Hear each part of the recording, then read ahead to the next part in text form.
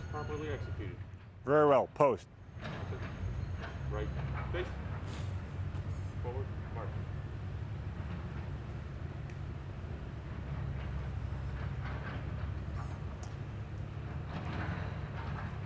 NAWCTSD, at ease. Good morning, teammates. Welcome to Virtual Colors. This is the September edition. As you know, we're in HPCon Charlie and we can't get together weekly for colors, so we're gonna do it virtually. We get a chance to honor our nation and the brave men and women who have served our country, because we get to redo the Medal of Honor reading. And with that, I'm gonna hand it over to Chief Johnson. Chief? Today's Medal of Honor recipient will be Chief Boatswain's Mate Edwin Hill. He was born October 4th, 1894. He's from Philadelphia, Pennsylvania. He enlisted in the Navy in 1912. During the December 7th, 1941 Japanese air raid on Pearl Harbor, he was serving aboard the USS Nevada BB-36. The Nevada was the only ship that morning to attempt to make its way out of Pearl Harbor.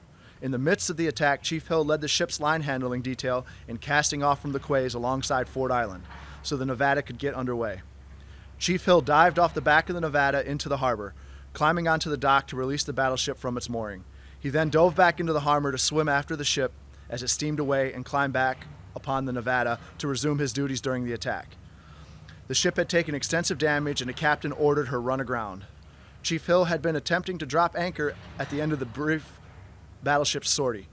An enemy bomb struck the bow of the ship, claiming the lives of Hill and 46 other Nevada crewmen. For his act of sacrifice and heroism, he was posthumously awarded the Medal of Honor. Chief Hill is buried at the National Memorial Cemetery on the Pacific in Honolulu, Hawaii.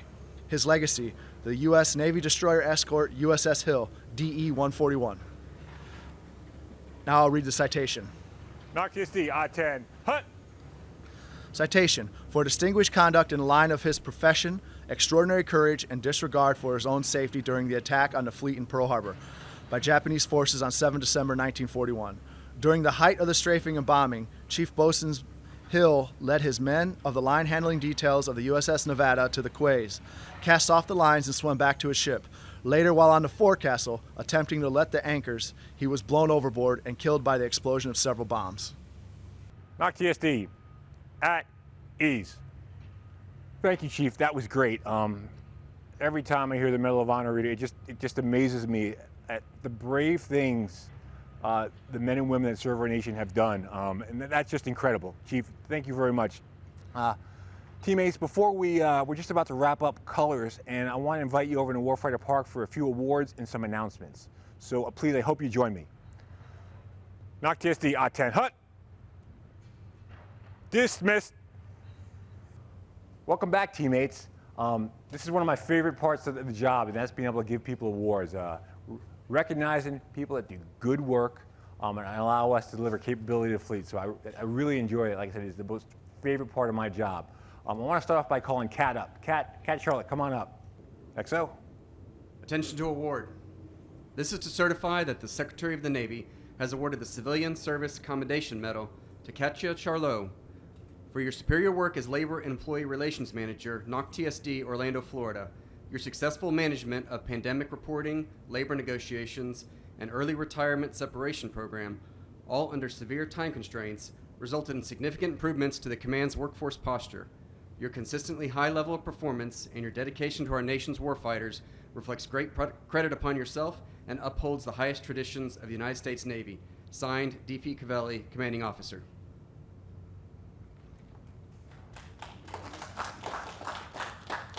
Congratulations, Kat. I know you were the LER manager during COVID. Yes. And you help with reporting up to higher headquarters, allowing folks to continue to do other things and deliver products to the fleet. So above and beyond, thank you so much for all you've done. I truly appreciate that. Thank you, Kat. Awesome. Thank you very much. Above and beyond. Absolutely. Thank you so much. Okay, now, let's see, Lieutenant Commander Miller, come on up. All right, folks, Lieutenant Commander Miller is just joining us, and this is an award from his previous tour, but he's already here and he's already doing great work. XO? Attention to award. This is to certify that the Secretary of the Navy has awarded the Navy and Marine Corps Commendation Medal, Gold Star in lieu of 4th Award, to Lieutenant Commander Jeremy Miller. Meritorious service while serving as Assistant Director, Aviation Survival Training Center, ASTC, Miramar, from June 2019 to June 2021. Lieutenant Commander Miller skillfully managed the responsibilities as ASTC Lemoore Interim Director and ASTC Miramar Assistant Director, producing 373 instructional qualifications and maximizing training readiness to achieve 100% fleet survival readiness. He expertly led 53 staff in the safe utilization and readiness of $43 million in combined training facilities, including $5 million in training devices at 2 geographically separated sites, qualifying over 6,400 joint warfighters. His dual efforts directly contributed to an unprecedented 0.002% mishap rate over 30,000 high-risk training evolutions. By his perseverance, initiative, and dedication to duty, Lieutenant Commander Miller reflected great credit upon himself and upheld the highest traditions of the United States Naval Service. Signed, M.W. Herbert, Commanding Officer.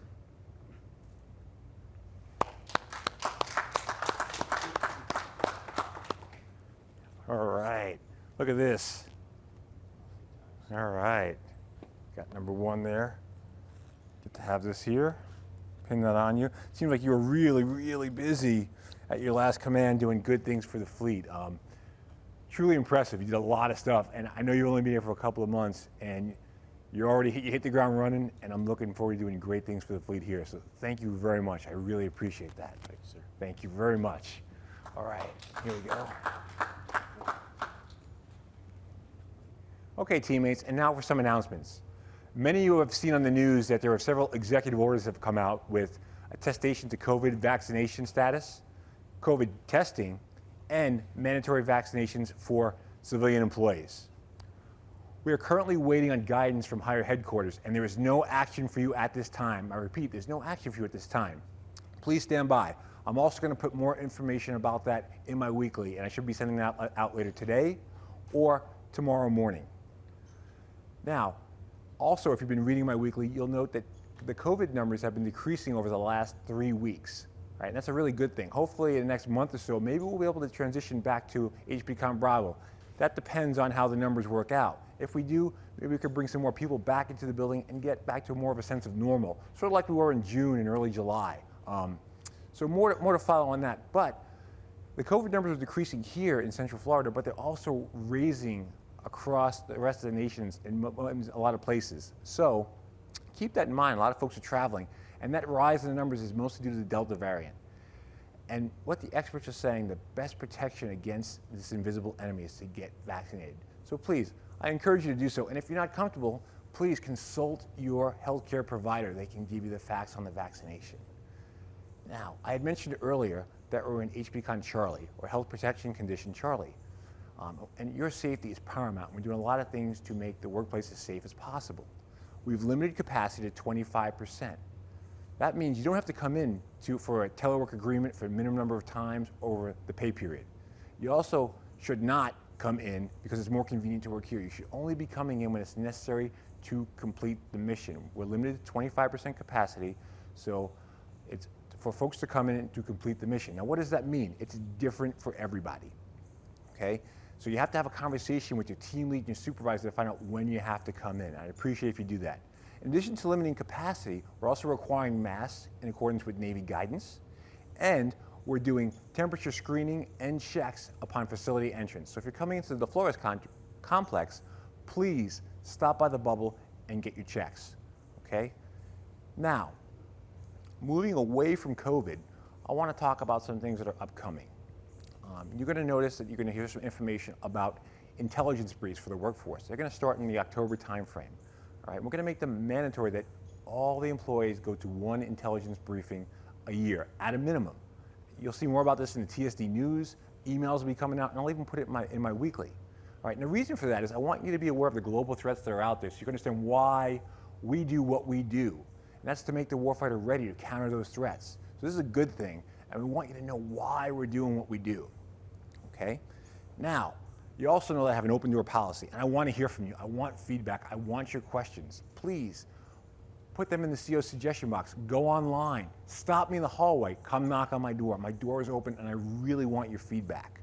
If you remember, my job here as the CEO is to make sure that you have the resources that you need to do your job and to break down barriers so you can complete the mission. If you ever find yourself stuck, okay, try to resolve it, yes, but don't stay there for weeks. After 24 to 48 hours probably being the key, raise it up one level, raise it to the next level. Try and get to yes, figure out a way forward. If not, raise it to the next level. I'm sure it'll get solved before it gets to me, but if not, there's no issue in this command. It shouldn't be to my desk within 2 weeks, and we can figure out a way to get to yes so we can get the fleet what they need, okay? And lastly, I want to end with thanks, okay? It's because of you that we can do what we do. We deliver products to the fleet, we train the warfighter, and we make them able to stand ready, okay, to counter those threats that I was talking about earlier. So thank you for all that you do. I hope you have a fine Navy Day and a great weekend. Skipper out.